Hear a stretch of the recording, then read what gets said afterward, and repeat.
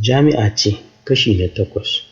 Masoya masu sauraron taskar Hausa Novels, Assalamu alaikum wa rahmatullah.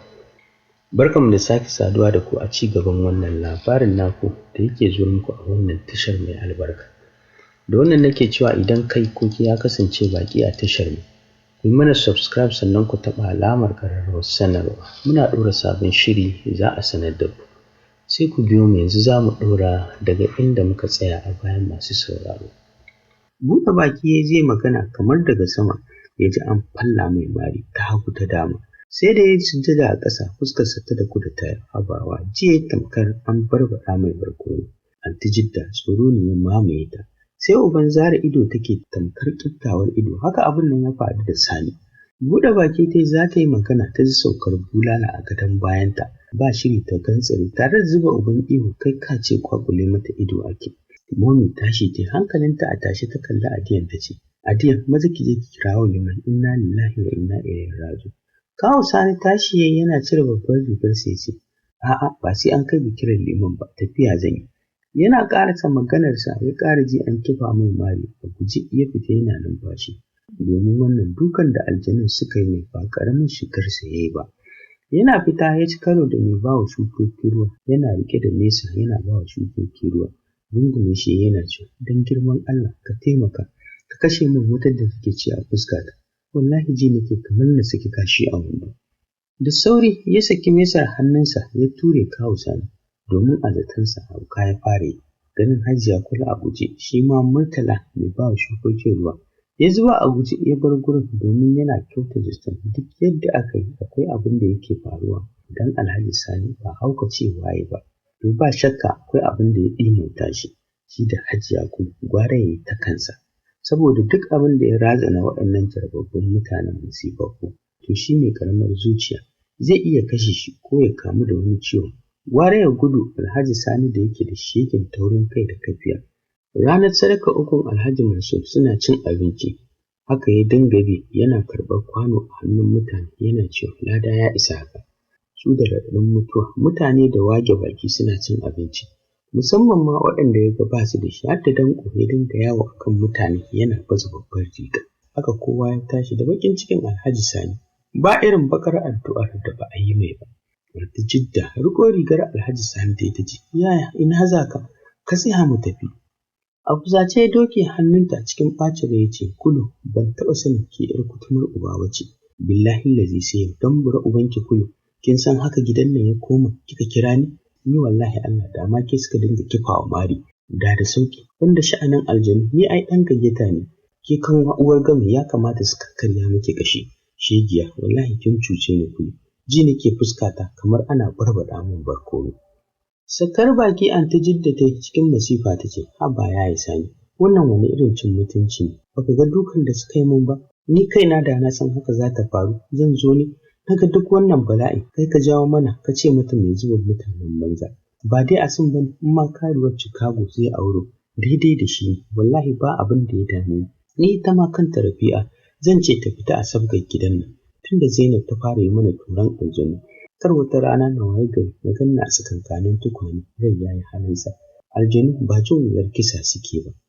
Zaro ido kawu Sani ya ce kai Kulu karo fa kika ce a'a wallahi dole na tsaya tsayin daka in zaɓa a sin mace ta kai. Don wannan abin ya faru sai ka ce shikenan na fita daga sabgarsa. Kar ki manta fa ɗan uwanmu za mu duba ba waccan ƴar baƙin cikin mai mugun hali ba. Bai ƙarasa zancensa ba ya ji saukar duka a bakinsa. Da sauri Anti Jidda ta ja baya ta ce, to haka abin yake, wallahi na tafi gidana, daman mijina bai san na zo ba, ya san ka gudu ya yi Sani, sun fusata, ka fusata su. Jita an duma mata dundu a gadon baya da sauri ta fito a guje tana cewa, Idi zo ka mai da ni gida, wayyo Allah na tuba, ka yafe min inna lillahi wa inna ilaihi raji'un. Rafi'a da sauri ta fito tana cewa, Mama, jin maganar Rafi'a da sauri Anti Jidda ta shiga mota domin ba ta kamar abin da zai tsayar da ita. Babban burinta ta bar gidan nan. Gwara duk maganar da za su yi tofa su yi ta a waje. Idi shiga yana cewa Hajiya ko ba da Rafi'a za ki tafi bane. Cikin wahala da ciwon bayanta yake mutu ta ce, a'a Idi ka yi wa Allah ka fitar da ni daga cikin gidan nan. Yau ina ganin bala'i. To ya ce yana yin hon security ya buɗe mai gate ya fita a guje. Da sauri Rafi'a ta ja burki ta ce, Kawu Sani, don Allah zan bi ka sauke ni a gida. Shi dai bai ji ta ba, banda rawar sanyi ba abin da yake. Ya harɗe hannuwansa a ƙirji, haƙoransa sai ga ruwa suke da juna, suna ba da wata ƙara mai wani irin sauti. Taɓa shi ta yi, ai kuwa lailayo wani uban ashirya ya ce, ba inda zan kai ki, wallahi ki shaida wa Kulu, ba ni ba ita. Ni anya koma gidan yaya masu ta kawo ni, ke ina nake nan, ni fa ba tun yau ba. Na fahimci bakin iyaye ke ɗawainiya da Kulu da na maƙota. Me Rafi'a za ta yi idan ba dariya ba? Cikin dariya ta ce, Kawu Sani da kanka fa ka zo, ba wanda ya kawo ka. Ƙyale shi umancin Kulu, ba mamaki kiranne ta saka aka yi mu. Ya faɗa yana tafiya ya bar babbar rigarsa a gurin. Sosai Rafi'a take dariya, tana bin Kawu Sani da kallo har ya bar gurin. Komawa cikin gidan tai tana dariya sosai, abin yake ba ta dariya. Yau mama da Kawu Sani da suke kamar tub da taya sun rabu a dalilin dukan aljanu. Cikin nishaɗi ta shiga cikin falon domin gwara da haka ta faru. Kawu Sani da mama sun hana kowa sakat. Jin aman muryar Asim yana faɗa, gabanta ne ya faɗi, ta dafa ƙirjinta ta ji numfashinta yana sama yana ƙasa. Wace mai rabon ƙaddara ce za ta saka ta auri Asim, mutumin da ta daɗe tana yi wa kanta tanadinsa. Lalle yanzu ainihin wasan zai fara. Wallahi sai ta nuna mata ita bata isa ta yi gogayya da ita ba. Jelar raƙumi ta yi nesa da ƙasa. Kowace ƙwarya akwai abokin birninta, 'yar ƙauye, bararoji masu zane a fuska. To abin mamaki ma duk wayewar yaya Asim ya yarda ya auro 'yar zaman riga a cikin daji kidahuma 'yar ƙauye ba gidajiya. Duk yadda aka yi wannan auren akwai lauje cikin naɗi. Amma haka kurum da kuɗinsa yana da damar ajiye mace har guda 4 da ƙwarƙwara. Babban mutum ya tashi ya auri bararoji, to me ya saka Momi ta amince da auren? Anya kuwa ba wata gadar zaren suka ƙulla ba? Sai ta kanta tai ganin kowa ya zuba ido yana kallonta. Shafa fuskar ta tai jin ɗumin hawaye. Waskewa dai ta zauna ta fashe da kuka. Asim ya ce, ki rufe mutane baki. Tsittai tana ƙara sharar ƙwalla sosai wannan magana ta bigi zuciyarta. Momi ta ce, haba Asim, ka daina wannan halin. To kawai ya ce ya fita. Addiyan cikin zumuɗi ta ce, yaya zai yi aure Momi? Ba ni waya na faɗa wa yaya Sadam da anta Ahla. Cikin jin daɗi Momi ta ce, ni zan kira su da kaina. Anisa da har yanzu ta kasa gane a wace duniya take. Sai sakin ajiyar zuciya take yi ta ce, Momi kin amince ya aure ta kenan? Momi ta ce, Anisa in har 'yan mutunci ce me zai hana ni? Zaro ido Anisa ta ce, Momi bararoji fa zai auro, ya kawo mana cikin gidan nan. Haba Momi, ai gwara Afiya, ita dama wayewar ce ta yi yawa. Amma wallahi wannan sam yaya bai zaɓo daidai da shi ba. Momi kalli irin tarin ilimi da wayewa da dukiya irin ta yaya. Ya ƙare da auren bararoji. Haba Momi, 'yar talakawa fa mara aji.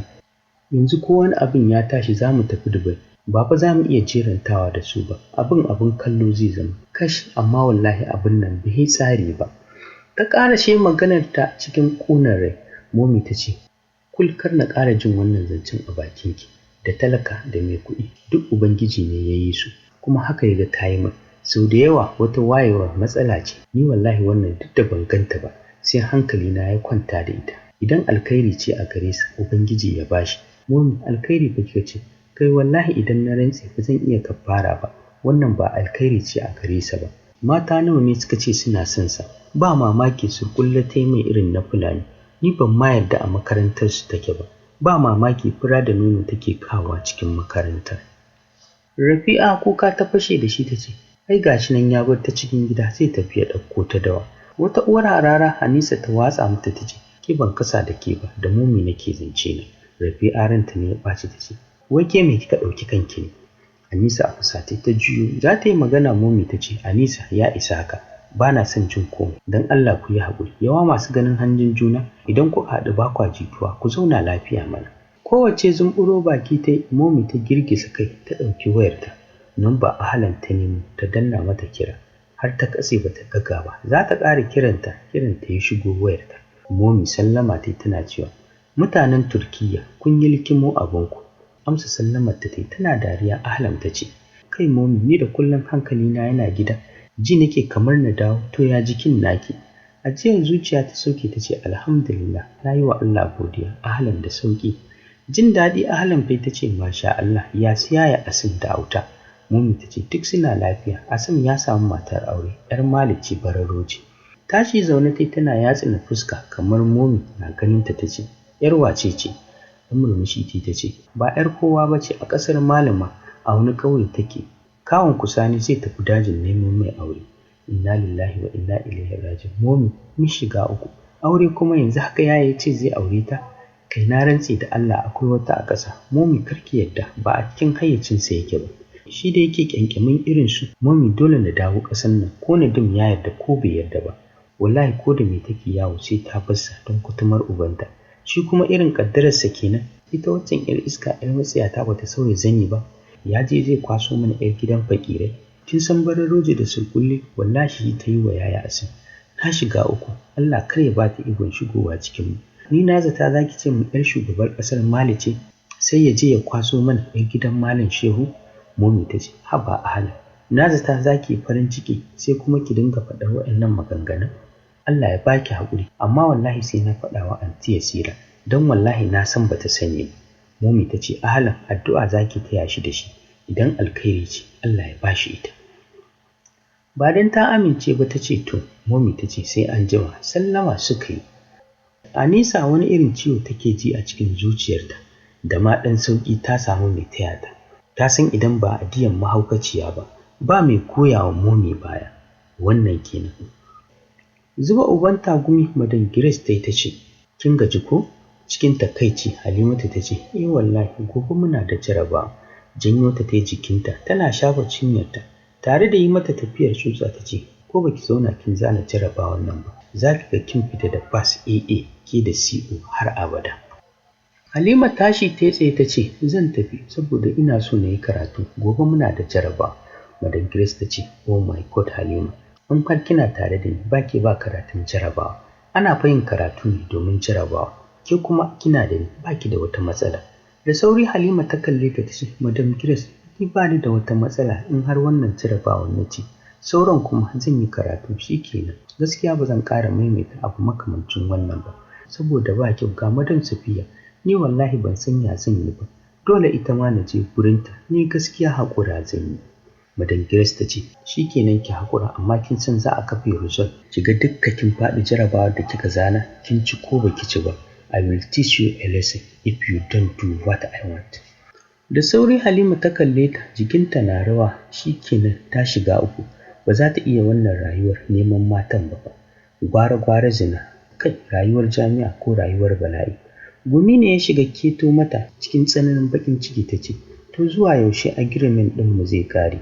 Madam Grace ta ce, iya lokacin da kika gama jarabawarki, ni ma zan yi ƙoƙari na ga kin fito da pass. Ba sai an faɗa miki wahalar maki a jami'a ba. Kin sani, don haka dole ki dawo gurina da zama, saboda ina so na kasance da ki. Rinsa idanta tana jin zancen nata na yi mata ɗaci a zuciya. Rigarta ta ɗauka za ta saka Madam Grace ta ƙwace. Rungume ta Halima ta ce, wallahi duk jikina ciwo yake ni, ina so na koma hostel. Madam Grace shafa bambam ɗin Halima tare da zuge sif ɗin siket ɗin Halima ta ce, please ki bari ni sau ɗaya sai ki tafi. Ta ƙarashe maganar tana ɗago haɓar Halima tare da sakar mata kiss a wuya. Ja da baya ta ce, wallahi ko ina zafi yake mu, kalli nan yayi ja kamar ɗanyen nama. Ta faɗa hakan tana nuna mata gabanta wanda ya yi ja. Duk da Halima baƙa ce, amma saboda dizar gurin da Madam Grace take yi, ya yi wani irin ja kamar ciwo. Dafa kanta ta ce, ayya sannu zami, amma ba zan taɓa miki nan ba. Ta ƙarasa maganar tana matsa na shanun Halima. Zuwa yanzu duk sun yi laushi. Zama ta zuba uban tagumi. Shikenan ta kawo kanta inda za a kashe ta, ba tare da ta ci moriyar karatun da take ba. Jin nokin suka yi da sauri Madam Grace ta gyara rigarta. Ta ce, ina zuwa, karfa ki mai da kayanki. Ta ƙarashe maganar tana fitowa falon. Buɗe ƙofar ta ganin Madam Safiya ta haɗe rai. Ita kuma Madam Safiya sai zare ido take tana faman harare-harare. Madam Grace sarƙe hannuwanta ta yi a ƙirjinta. Ta yi kamar ba ta ga Madam Safiya ba. Sosai ta shaƙa a fusace ta nuna ta da yatsa ta ce, ina Halima take? Cikin tsiwa Madam Grace ta ce, na cinye ta. Cikin ihu ta ce, me kike tunani? Ki yi maza ki fito min da Halima ko yanzu ranki ya ɓaci. Madam Safiya ta faɗa tana hankaɗa Madam Grace. Rufe ƙofar ta shiga ɗaki da sauri ta bi ta Halima da take kwance. Ganin su ta gabanta ya faɗi, da sauri Madan Safiya ta hau gadon ta tsafki glass ɗin Halima ta fara sha kamar wata yarinyar goyo. Ganin haka Madan Grace ita ma ta hau gadon ta fara shan ɗayan. Sosai Halima ta ga ta kanta, daman gashi zafi yake mata. To ga mutum biyu na aiki a kanta. Hannun Madan Safiya ta kai gabanta, ba shiri ta saki wani irin kuka domin wajen ya zama ciwo ko a jikinta, sai ma cika na shanunta da ta komar da kanta kan headquarter ɗin Halima. Wannan kenan. Ina matan da ake kira da mata ba muna mata ba, duk wacce ta amsa sunanta ya mace tana tattalin kanta da lafiyarta. Mace 'yar gayu ce, mace 'yar kwalliya ce, kuma aka ce mace ba ta tsufa muddin tana gyara kanta. Diwan shekarunki idan kina tattalin kanki za ki ci zamaninki sannan ki ci na wasu. Kada na cika ku da surutu, Mam Amra ta zo muku da ingantattun magunguna na mata masu kyau da inganci, musamman maganin gyaran nono da mafi akasarin mata suke damuwa da matsalarsa. To sha kuruminki 'yar uwa, muna da sahihin maganin gyaran nono da zai dawo miki da martabarki. Duk lalacewarsa muddin kika yi amfani da magungunanmu za ki godiya. Sannan muna sayar da maganin sanyi mai kyau wanda yake kassara kowane irin sanyi na fili da na ɓoye. Akwai supplement gangariya masu kyau irin waɗanda ba su da matsala, sai dai su gyara garkuwar jiki. Muna kuma sayar da turarurrukan wuta, humra, perfumes, sabulan gyaran fata, dilka, kayan gyaran jiki na amare, dahuwar kaza da ciccibi, zuma, gumba, tsumi, turaren tsugunno, miski da duk nau'in abubuwan da suke kankaro da martabar duk wata 'ya mace. Mam Amra fatanmu shine mu ba da gudunmawa domin samun zaman lafiya a zamantakewa. Muna garin Kano amma muna tura kayanmu kowane gari cikin farashi mai sauƙi da rahusa, kuma muna ba da sari cikin girma da mutunci. Ga kaɗan daga cikin abubuwan da muke sayarwa: maganin rage tumbi, maganin gyaran nono, maganin sanyi, ƙarin ƙiba, girman hips, ƙarin ni'ima, sabulan gyaran jiki, humra, turarurrukan wuta, matsi, miski, dilka, gangariyar supplement ɗin da zai mayar da ke tauraruwar mace, fatar ki ta yi luwai kamar kina rayuwa a Turai. Ki dai kada ki ƙasa a gwiwa, cikin sauƙin farashi ƙalilan za ki kankaro da martabarki. Mam Amra tana maraba da masu siyan ɗaiɗai ko masu buƙatar sari. Ku tuntuɓe mu a lambar WhatsApp ɗinmu a 08080834800. Masu sauraro, a nan zan dakata a shirinmu na yau, sai ku tara a shirinmu na gaba domin ku ji ci gaban wannan labarin naku na jami'a ce, wanda taku Umme Yasmin ta wallafa, ni kuma nake karanta muku a taskar Hausa Novels. Idan kai kuki ya kasance baki a tashar muku, yi mana subscribe sannan ku taɓa alamar ƙararrawar sanarwa. Muna ɗora sabon shiri za a sanar da ku. Masu sauraro, ina godiya.